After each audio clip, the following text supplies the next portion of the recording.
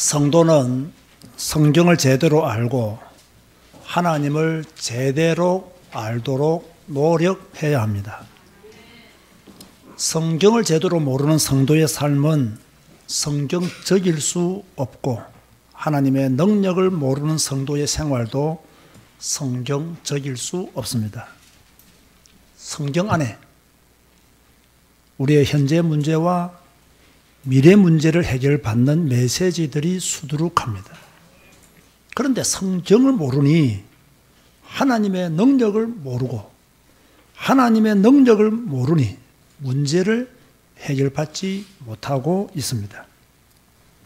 오늘 설교를 준비하면서 제가 가슴을 치면서 내가 정말 무식한 목사라는 것을 확인했습니다. 소경이 소경을 인도했다는 생각도 들었습니다. 그래서 하나님께 죄송하고 여러분에게도 죄송했습니다. 성경의 비밀은 참으로 큽니다. 하나님의 메시지는 위대합니다. 그런데 안타깝게 그 말씀의 비밀을 다 알지 못합니다. 그래서 참 답답합니다. 예수님은 사방이 적이었습니다. 예수님의 도움을 받았던 민중들은 힘이 없었습니다. 하지만 예수님을 엿보는 자들은 절대 권력을 가진 자들이었습니다. 바리새인들은 틈만 생기면 예수님을 시험했습니다. 헤롯 당들은 예수님이 무리와 함께 정치적 집단을 만들까 두려워했습니다. 사두개인들도 종교적 타격을 입을까 고민하며 항상 예수님을 공격했습니다. 이 세 집단은 평소 때 서로가 서로를 대적하는 적대 관계를 유지했지만 예수님을 죽이는 일에 손잡고 하나가 되었다는 것은 참 아이러니한 일입니다. 여러분, 예수님을 믿지 아니하는 사람은 결국 예수님의 대적이 됩니다. 바리새인들은 예수님을 믿지 않았습니다. 헤롯 당과 사두개인들도 예수님을 믿지 않았습니다. 그래서 예수님의 대적이 되어 예수님을 시험하고 올무에 걸리게 공격했습니다. 하나님을 믿지 아니하는 자들은 옳은 말로 교회를 공격합니다. 자기들의 지식과 합리적인 사고, 그런 이성주의로 성경이 가진 모순, 또 교회를 서슴없이 공격합니다. 하나님을 믿지 않기 때문입니다. 그래서 교회는 불신자들로부터 공격을 피할 수가 없습니다. 오늘 본문은 사두개인들의 질문으로부터 시작이 되어집니다. 사두개인들은 어떤 사람들입니까? 제가 주보에 요약을 해드린 바와 같이 이들은 귀족적인 제사장 가문에 속한 자들로 성전의 소득으로 생활했습니다. 솔로몬 시대의 정통적 제사장 가문이었던 사독으로부터 시작된 가문입니다. 신약 시대에 대제사장이라는 직분을 가진 사람들은 대부분 사두개파 사람들이었습니다. 이들은 모세 오경만을 율법으로 받아들였으며 부활도 믿지 아니하고 천사도 없고 영도 믿지 않았습니다. 자, 이런 자들이 예수님께 던진 질문이 무엇입니까? 계대 결혼에 대해서 질문을 했습니다.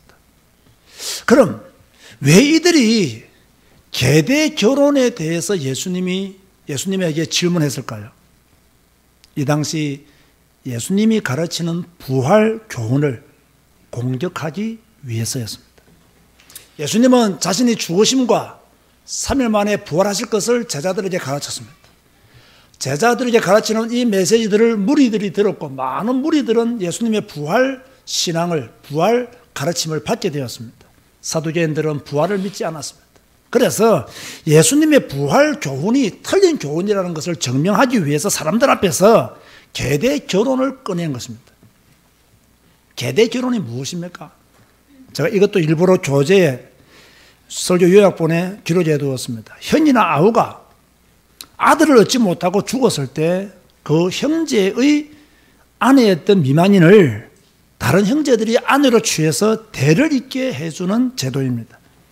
이 제도의 목적은 형제의 후사를 낳음으로 그 형제의 이름과 기업을 잇게 해주는 것의 목적이 있고요.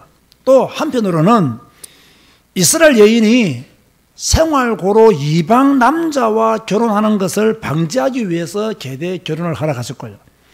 또 홀로 남아있는 의지할 데 없는 여인을 제도적으로 보살펴 주기 위해서 계대 결혼을 허락해 주었습니다. 자, 들어보세요. 성경에 보면 이 계대 결혼을 하여서 다윗의 조상이 된 사람이 있습니다. 누굽니까? 이 계대 결혼을 통해서 다윗의 조상이 된 사람,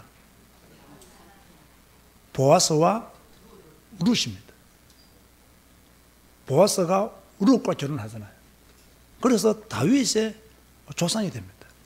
반대로요, 계대 결혼을 반대해가지고 형의 아내를 취하였지만 설정을 땅에 함으로 하나님이 그 행위를 악하게 보시고 죽인 사람이 있습니다. 누구죠? 오난입니다. 하나님은 이 계대 결혼을 허락하셨고 이 계대 결혼에 대한 뭡니까? 책임을 지도록 그렇게 만드셨다는 이야기죠. 그런데 이 제도를 믿기로 해서 사두개인들이 지금 예수님에게 질문을 했어요. 자, 24절에 28절 보세요. 본문 말씀 24절 28절을 보면 선생님이요, 모세가 일렀으되 사람이 만일 자식이 없이 죽으면 그 동생이 그 아내에게 장가들어 형을 위하여 상속자를 세울지니라 하였나이다. 이게 이제 신명기에 나오는 말씀이죠. 우리 중에 7형제가 있었는데 마지가 장가들었다가 죽어 상속자가 없으므로 그 아내를 그 동생에게 물려주고 그 둘째와 셋째로 7째까지 그렇게 하다가 최후에 그 여자도 죽었나이다. 그런즉 그들이 다 그를 취하였으니 부활 때에 7 중에 누구의 아내가 되리이까? 이렇게 질문을 했어요. 수준 높은 질문입니까? 수준 낮은 질문입니까? 수준이라고 말할 것도 없는 질문입니다. 얼마나 유치합니까? 얼마나 궁색합니까? 얼마나 어리석습니까? 형제 한두 명만 말해도 알아들을 건데 7째까지 이야기하면서, 그래서 억지로 뭔가를 만들기 위한 조작하려는 그들의 모습을 볼 수가 있는 거죠. 이들의 주장은 간단합니다. 만약 지금 당신이 가르치고 있는 부활이 사실이라면, 부활이 있다는 것이 사실이라면 지금 이런저런 문제로 복잡한 일이 많이 생기는데 어찌 당신의 이론을 믿을 수 있겠느냐? 지금 얘기가 중요하지 어떻게 부활이 가능하냐? 왜 그런 말을 하느냐? 이런 투로 지금 계대 결혼을 이야기하고 있는 것입니다. 자, 그렇다면 바리새인들만, 아니지 사두개인들만 부활을 믿지 않았을까요? 안타깝게도요, 지금요 교회 안에도 예수님의 부활을 믿지 않는 사람들이 있습니다. 더 놀라운 것은요, 목사들 중에서도요 예수님의 부활을 믿지 않는 목사들이 있습니다. 저 말이 거짓말로 들리십니까? 진보 신학을 한다는 자들 중에서는요 예수님의 부활을 안 믿는 자들이 수두룩합니다. 전부 사두개파의 후예들입니다. 여러분, 복음의 핵심이 뭐예요? 십자가와 부활입니다. 십자가와 부활이 없는 복음은 복음이 아니에요. 십자가와 부활이 없는 신앙은요 잘못된 신앙이에요. 저와 여러분의 신앙은 십자가와 부활을 믿는 신앙이 되어야 됩니다. 이거 믿지 않으면 교회 다닐 이유가 없고요, 이거 아니면 예수가 그리스도라고 말할 이유가 없는 거예요. 십자가와 부활의 역사를 이루신 분은 예수님이고 그분이 우리의 그리스도이시기 때문에 그분을 믿는 것입니다. 그런데 이걸 안 믿고 교회를 다녀요. 나는 십자가와 부활을 안 믿는 사람들은 교회를 안 다녔으면 좋겠어요.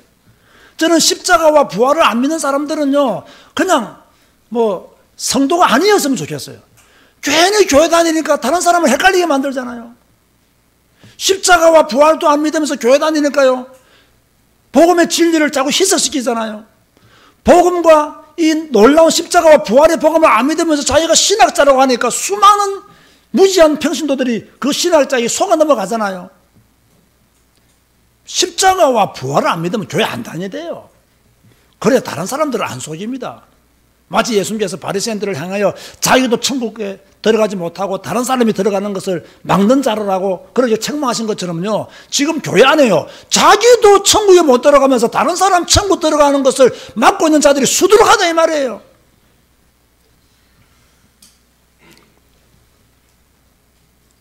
예수님의 부활을 믿지 않으면요, 죄사함도 없습니다. 부활이 없다면 영생도 없습니다. 부활이 없다면 예수님을 그리스도로 믿을 이유가 어디 있겠습니까? 저는 여러분들이 부활신앙자가 되시기를 주님의 이름으로 축원드립니다. 그래서요, 신앙생활 하면서 가장 조심해야 될 게 뭔지 아십니까? 이성주의, 합리주의, 과학주의입니다. 신앙생활 하면서 항상 조심해야 돼요. 이성주의, 합리주의, 과학주의. 이성적으로 이해되는 것만 믿겠다는 겁니다. 합리적인 조건을 갖추어야 이해된다는 거죠. 비과학적인데 어떻게 믿으란 말입니까? 야, 이 사람아, 네가 살아있는 것 자체가 비과학적이야. 그렇게 말하고 싶은 거예요. 솔직히 성경은요, 이성적인 책이 아닙니다. 성경은 합리적인 책이 아닙니다. 성경은 과학을 초월하는 수많은 메시지가 기록된 책입니다. 하나님이 이성적이라면 어떻게 하늘과 땅을 창조하셨겠어요? 하나님이 인간의 합리적인 것에 묶인다면 어떻게 인간을 구원하시겠어요? 과학을 초월하는 하나님의 능력이 기록된 곳이 성경입니다. 어떻게 하나님을 과학이라는 이름으로 증명할 수 있겠어요? 그러므로 여러분이 신앙생활 할 때 이성주의, 합리주의, 과학주의 조심하시기 바랍니다. 여기에 빠지면요, 복음을 놓쳐버린단 말이에요. 저는요, 이성주의로, 합리주의로, 과학주의로 성경을 바라보는 것 자체가 하나님을 모독하는 죄다. 그 정도까지 생각해요. 이렇게 사두개인들이 질문을 하자 예수님이 무엇이라고 대답하십니까? 그게 바로 29절에서 32절 말씀이죠. 특별히 29절 말씀을 한번 큰 소리 한번 읽어봅시다. 시작. 예수께서 대답하여 이르시되 너희가 성경도 하나님의 능력도 알지 못하는 고로 오해하였도다. 지금 사두개인들에게 뭐라고 말씀하신다고요? 너희가 성경도 하나님의 능력도 알지 못하는 고로 오해하였도다. 여러분, 오해하는 이유가 뭐죠? 일반적으로 뭐 때문에 오해하죠? 사실을 사실대로 모르면 오해하는 거예요. 사실을 사실대로 모르고 자기 마음대로 생각하니까 오해하는 거예요. 사실을 사실대로 확인하지 않고 자기 고집에 빠져 있으니까 오해하는 거예요. 근데 오해하는 사람들 보세요. 자기가 생각하는 게 옳다라고 끝까지 주장합니다. 틀렸는데, 잘못됐는데 죽어도 이 말이 맞다 합니다. 그게 지금요, 바리새인들의 모습이라 그 말이에요. 사실 하나님의 능력을 제대로 알고 성경을 제대로 알면요, 오해할 게 없어요. 지금 어리석은 사두개인들처럼 이런 질문할 필요도 없습니다. 그런데 성경도 모르고 하나님의 능력도 모르니까 이런 질문하는 거예요. 여러분, 교회 안에 성경도 하나님의 능력을 모르는 자들이 얼마나 많이 있다고 생각하십니까? 우리 교회 안에는 성경도 알고 하나님의 능력을 아는 성도가 과연 몇 명이라고 생각하십니까? 성경도 모르고 하나님의 능력도 모르고 교회 다녀요. 성경도 모르고 하나님의 능력도 모르고 신앙생활 한다 그래요. 성경도 모르고 하나님의 능력도 모르면서 종교가 뭐냐 알아면 기독교라고 합니다. 성경도 모르고 하나님의 능력도 모르면서 교회에 대해서 비난을 함부로 일삼습니다. 자, 사두개인들이 성경도 하나님의 능력도 모른다는 증거로 예수님이 하신 말씀이 30절에 나옵니다.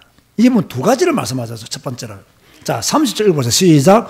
부활 때에는 장가도 아니가고 시집도 아니가고 하늘에 있는 천사들과 같으니라. 자, 이들은 부활 때에는 장가도 아니가고 시집도 아니간다는 것을 몰랐어요. 여러분이 죽으면 천국 갈 거 아닙니까? 안 갈 겁니까? 여러분 죽으면 천국 갈까요? 안 갈까요? 죽는 순간 갈까요? 죽고 한참 떠돌다가 갈까요? 죽는 순간 가요. 죽는 순간. 가는데 가면 지금 여러분의 남편과 함께 천국에서 살 것 같아요? 어떤 사람은 그 남편과 살 바에 지옥 가겠다는 분도 있어요.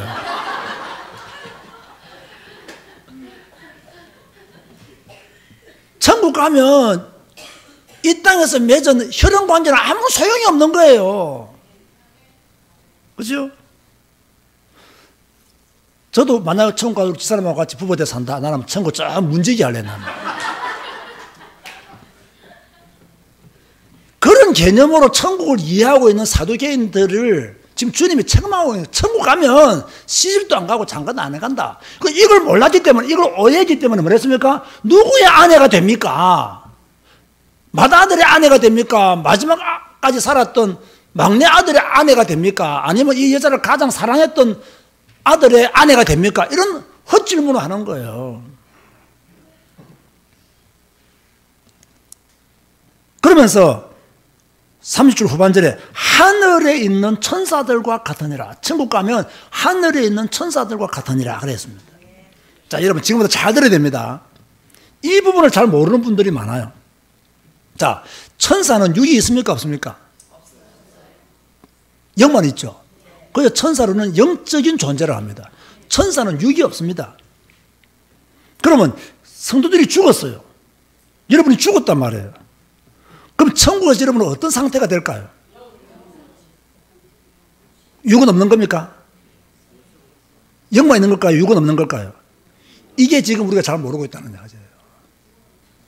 제가 말했죠. 설교는 성경을 통해서 성경을 말하는 것이 설교라고. 우리가 가지고 있는 생각들이요, 틀린 생각들이 많아요. 자, 정거래대 보죠. 고린도전서 15장 44절을 보세요. 고린도전서 15장 44절.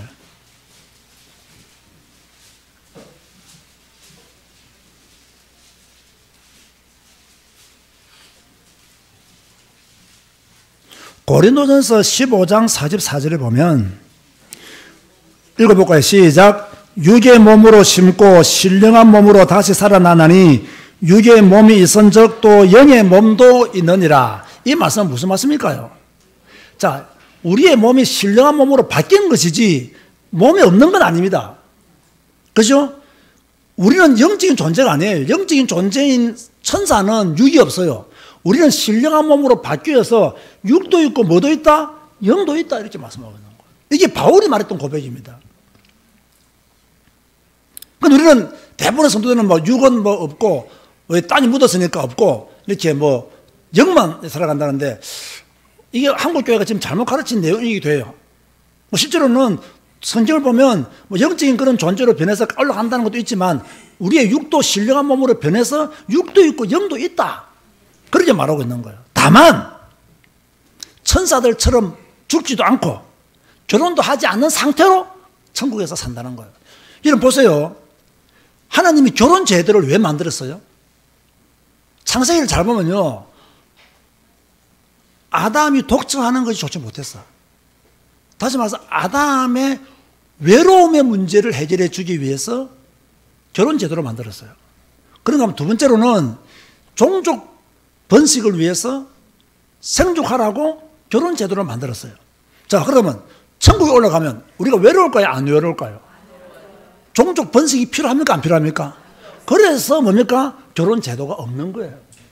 천국 가면. 그런데 이 사도계인들은 이걸 몰랐던 거예요. 그래서 성경도 네가 알지 못하는 걸 오해했다. 저는 이 성경 말씀을 더 깊이 보는 가운데서요, 31절에서 32절을 보면 하나님은 산 자의 하나님이시지 죽은 자의 하나님이 아니라고 오늘 본문에서 말씀하고 있죠. 우리 31절 32절 볼까요? 오늘 본문 31절 32절 시작. 죽은 자의 부활을 논할진대 하나님이 너에게 말씀하신 바 나는 아브라함의 하나님이요 이삭의 하나님이요 야곱의 하나님이로라 하신 것을 읽어보지 못하였느냐. 하나님은 죽은 자의 하나님이 아니요 살아있는 자의 하나님이시라 하시니. 자, 보세요. 이 말씀은 출애굽기 3장 6절 말씀을 인용한 말씀이에요.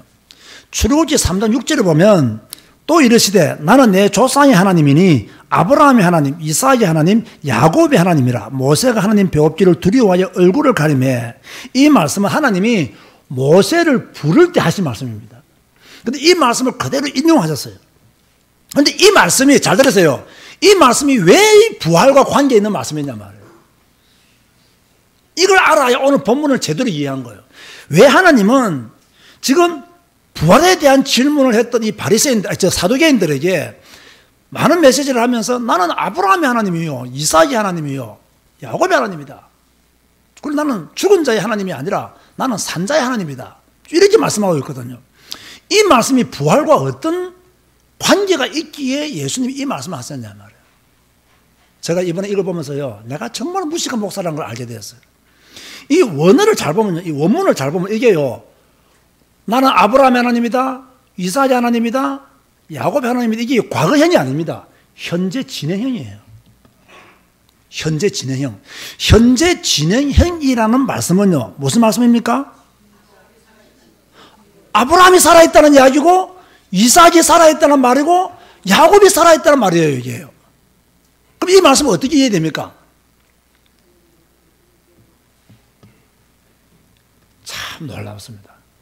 하나님의 관점에서 보면요, 천국에 있는 자도 살아있는 자고 지옥에 있는 자도 살아있는 자가 되는 거예요. 하나님의 관점에서 본다면 우리 관점에서는 아브라함은 죽었어요. 이삭도 죽었어요. 야곱도 죽었어요. 근데 하나님은 나는 아브라함의 하나님이요, 이삭의 하나님이요, 야곱의 하나님입니다. 현재 진행으로 아브라함도 지금 살아있고, 이삭도 지금 살아있고, 야곱도 지금 살아있다. 어디에?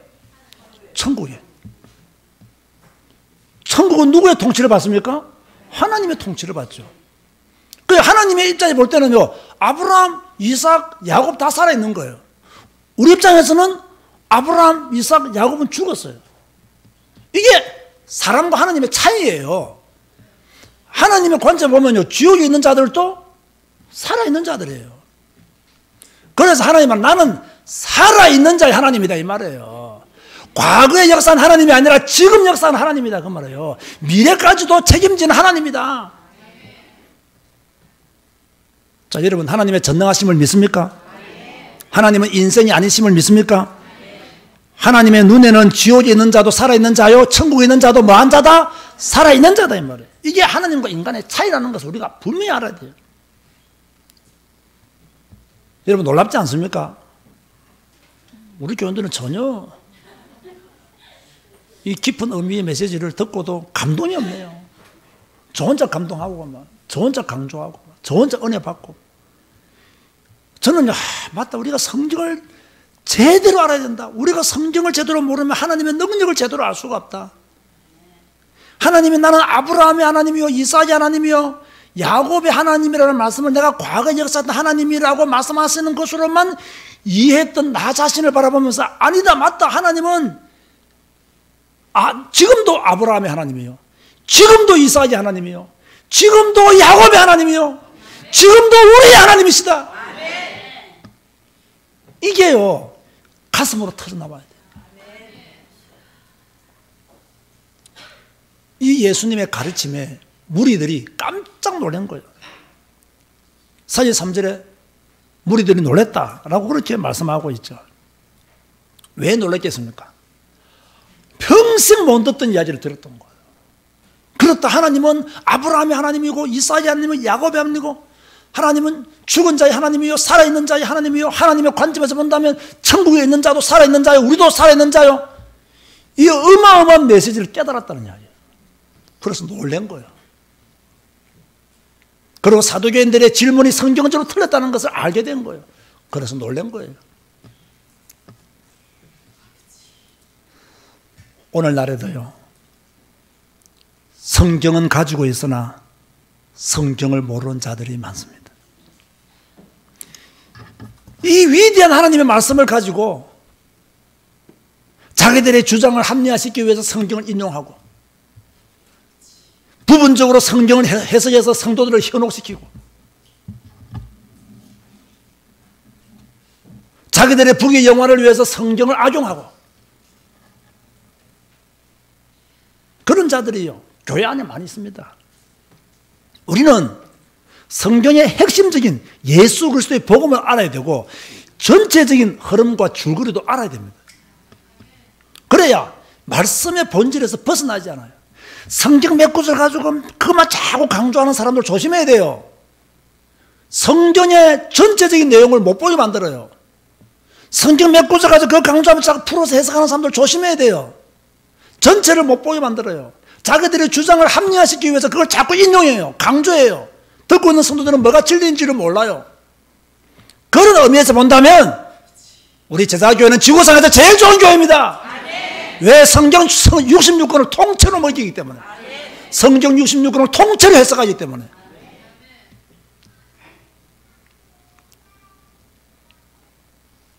지금 불신자들이나 또는 교회 안에 불신앙하는 자들, 불신자는 예수 안 믿는 자들이고 불신앙자는 여기서요, 교회까지 왔는데 자꾸 불신앙하는 성도들을 말하는 거예요. 이들의 문제는 뭡니까? 오늘 본문 29절이 답이에요. 다시 한번 읽어볼까요? 29절 큰 소리로 시작. 예수께서 대답하여 이르시되 너희가 성경도 하나님의 능력도 알지 못하는 고로 오해하였도다. 쉬운 성경은 이렇게 말씀했어요. 예수님께서 이들에게 대답하셨습니다. 너희는 성경도 알지 못하고 하나님의 능력도 알지 못함으로 잘못 생각하고 있다. 성경도 알지 못하고 하나님의 능력도 알지 못함으로 잘못 생각하고 있다. 성경도 모르고 하나님의 능력도 모르니 잘못 생각하는 것은 당연한 겁니다. 불신자들이 왜 하나님을 안 믿겠습니까? 성경도 모르고 하나님을 잘못 알고 있기 때문에 하나님을 안 믿는 거예요. 교회 안에 있는 신자들이 왜 자꾸 불신앙할까요? 왜 예수님을 믿는다면서 불신앙할까요? 왜 하나님을 믿는다면서 불신앙할까요? 성경도 모르고 하나님의 능력도 모르기 때문에 불신앙하는 거예요. 왜 성도들이 기도하지 않습니까? 성경도 모르고 하나님의 능력을 모르니 기도를 할 수가 없는 거예요. 아무리 목사가 기도하라고 강조해도 기도를 할 수가 없어요. 왜? 성경도 모르고 하나님의 능력도 모르니 기도할 수가 없어요. 왜 전도하지 않습니까? 왜 복음 전하지 않습니까? 왜 교회 다니는 것을 부끄럽게 생각하십니까? 왜 예수가 그리스도라고 우리의 구원자라고 말하지 못합니까? 성경도 모르고 하나님의 능력을 모르기 때문에 말하지 못하는 겁니다. 왜 예수 믿다가 시험에 들어서 교회를 떠납니까? 간단합니다. 성경도 모르고 하나님의 능력을 모르기 때문입니다. 여러분, 기도하시기 바랍니다. 성경도 알고 하나님의 능력을 알도록 기도하시기 바랍니다. 성경을 통하여 하나님의 능력을 누리도록 기도하시기 바랍니다. 이것만 되어지면요, 인간 문제 다 해결되어집니다. 결론 맺습니다. 성경도 제대로 알고 하나님의 능력도 제대로 아는 성도가 되어야 되는데, 그럼 어떻게 해야 되느냐? 일단 성경을 좀 읽어야 될 거 아닙니까? 그래야 성경을 알게 되는 거죠. 성경을 안 읽고는 성경을 알 수가 없어요. 무엇이 성경에 기록되어 있는지 알 수가 없다고요. 그래서요, 매일 성경을 읽어야 돼요. 1년에 1도갈 양을 못 읽는 분들은 조금씩이라도 한 잔이라도 읽어야 돼요. 성경을 매일 읽어야 하나님을 알 수 있어요. 성경을 매일 읽어야 하나님을 알 수 있어요. 저는요, 성격도 좋지 못하고, 배운 것도 사실 많이 있지도 못하고, 목사로서 성품도 그렇게 온유하지도 못하고요. 또 인간미도 그다지 없어요. 그러나 저는 그것 때문에 실망하거나 낙심하지 않습니다. 저는 제 인생에 있어서 예수님을 그리스도로 믿게 된 거 너무 감사하고, 목사 된 거 감사하고, 목사 안 됐으면 뭐하고 살았겠어요? 우리 집 사람이 왜 저렇게 크게 웃는지 모르겠네.